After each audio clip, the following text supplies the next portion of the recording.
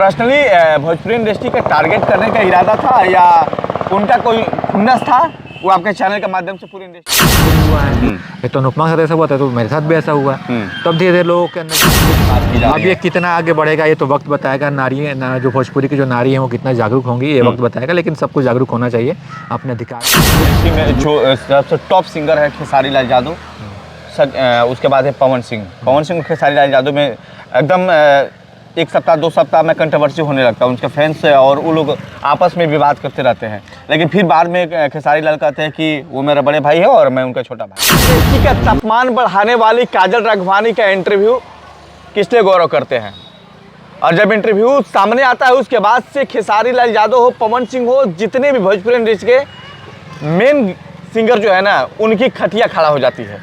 सबका पोल खोलती है, एक एक करके सबका पोल खोलती है। और सबसे बड़ा इंटरव्यू काजल राघवानी का किसले जी आपने देखा होगा, और किसले जी ने एक एक करके उनका सवालों का जवाब ले रहे थे। ये पर्सनली भोजपुरी इंडस्ट्री का टारगेट करने का इरादा था या उनका कोई खुन्नस था वो आपके चैनल के माध्यम से पूरी इंडस्ट्री को थोपना चाहती थी।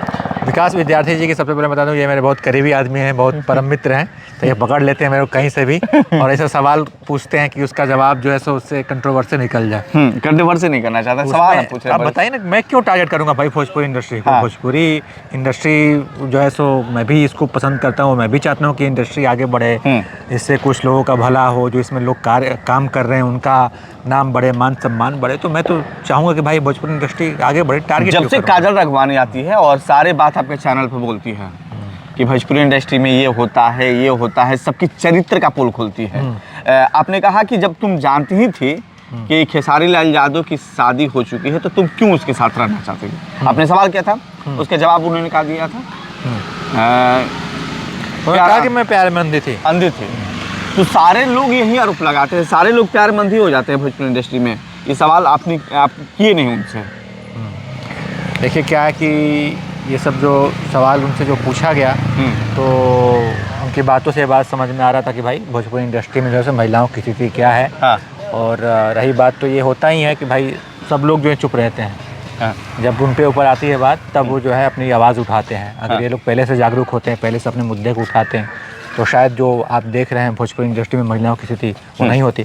आप देखिए उस इंटरव्यू के बाद से अनुपमा ने अपनी बात रखी, काजल राघवानी ने अपनी बात रखी, और उस इंटरव्यू के बाद से देखिए तो आप एक भोजपुरी इंडस्ट्री में आप एक बदलाव आप खुद महसूस कर रहे होंगे कि आज आप देखिएगा कि मंचों पे जो है किसी भी महिला सिंगर के साथ कोई बदतमीजी कर रहा है, भद्रता कर रहा है, तो महिला सिंगर आवाज़ उठा रही है, खुद बोल रही है कि चुप हो जाओ, अपनी माँ बहन से तुम ऐसे बात करते हो। आपने देखा होगा ये वीडियो आजकल वायरल हो रहा है। पहले क्या वीडियो वायरल होता था? पहले वीडियो ये वायरल होता था कि फलाना गायक ने फलाना गायक के साथ ये कर दिया, दुपट्टा खींचा, तो ऐसे मजाक उड़ा दिया। अब देखिए अब वीडियो क्या वायरल हो रहा है कि फलाना गायिका ने फलाना गायक को सिखा दिया, फलाना गायिका ने मंच से जो है सो बदतमीजी करने वालों को लताड़ दिया। तो ये जो है ना, ये यहाँ से समझिए तो कहिए तो ये एक बदलाव का युग है।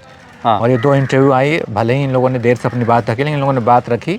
और इसके बाद से आप देखिए तो भोजपुरी इंडस्ट्री की जो महिलाएं हैं, ये नहीं लगता है किसले भाई कि अपनी कैरियर बचाने के लिए लोग सब कुछ करती है? अब देखिए सब बातें सारी बातें पुरानी कहाँ, तो हर जगह ही होता है। आप एक कास्टिंग काउच इसको बोलते हैं। इसमें क्या होता है कि डायरेक्टर हो गया, फिल्म का हीरो हो गया, हीरोइनों को झांसा देते हैं कि भाई आइए हमारे साथ फिल्म बनाइए और इसके बदले आपको ये करना होगा, वो करना, तो तैयार हो जाती हैं। तो ये हर जगह हर इंडस्ट्री में सब चलता रहता है। और भोजपुरी इंडस्ट्री में तो आप जानते ही हैं कि भाई हमारे यहाँ तो हमारी इंडस्ट्री तो प्रोफेशनल है ही नहीं ना, कोई है ही नहीं। कागज़ पर फिल्म बनती है, कहानी बना दी है, साइन मार दिया, हो गया, अपने रख दिया, बना दिए। तो क्या लगता है कि अब जो भोजपुरी में जो एक्टर्स थी उन लोग का बदलाव होने शुरू हो चुका है, अब हिम्मत और बल मिलना शुरू हुआ है? हाँ बिल्कुल, देखिए अब 2 महिलाओं ने अपनी आवाज़ उठाई है, तो कहीं ना कहीं अब लोगों को ये बात अंदर तक गई है ना, मैसेज जाता है कि भाई ऐसा होता है। तो अब जिसको भी ऐसा लगे कि भाई हमारे साथ गलत हो रहा है तो अपनी आवाज़ उठाएगा, या फिर उसको लगेगा कि हाँ चलो भाई सब लोग आवाज़ उठा रहे हैं, महिलाएं आवाज़ उठा रही हैं तो हम भी अपनी बात रख सकते हैं, बोल सकते हैं। होता है मतलब 1-2 लोग आगे बढ़े हैं तो भाई लोग उनको देख के लोग उनको फॉलो करते हैं। कई लोग उससे रिलेट करते हैं कि अरे काजल के साथ ऐसा हुआ है तो मेरे साथ भी हुआ है, ये तो अनुपमा के साथ ऐसा हुआ था तो मेरे साथ भी ऐसा हुआ। तब धीरे धीरे लोगों के अंदर जागरूकता आती है, तो लोग अब जागरूक होंगे इस चीज़ को लेके, और ये होना भी चाहिए।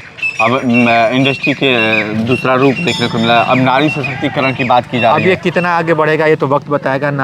जो भोजपुरी की जो नारी है वो कितना जागरूक होंगी ये वक्त बताएगा। लेकिन सबको जागरूक होना चाहिए अपने अधिकार के प्रति कि आप जो है सो कोई सामान नहीं है, आप कोई वस्तु नहीं है कि कोई आया आपका इस्तेमाल करके चला गया और आप 4 साल 5 साल प्याज मंदा बन के आप इस्तेमाल होती रही। आपको जागरूक होना होगा।